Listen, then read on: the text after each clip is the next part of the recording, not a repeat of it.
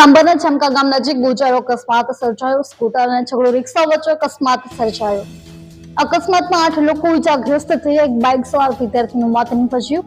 ઈજાગ્રસ્તોને રાજુલા નાગેશ્રી ખાંભાની 108 મારફતે Rajula general hospital ખાતે ખસેડવામાં આવ્યા। અન્ય વિદ્યાર્થી તેમજ મહિલાને વધુ સારવાર માટે ખાનગી હોસ્પિટલ ખાતે ખસેડાયા છે।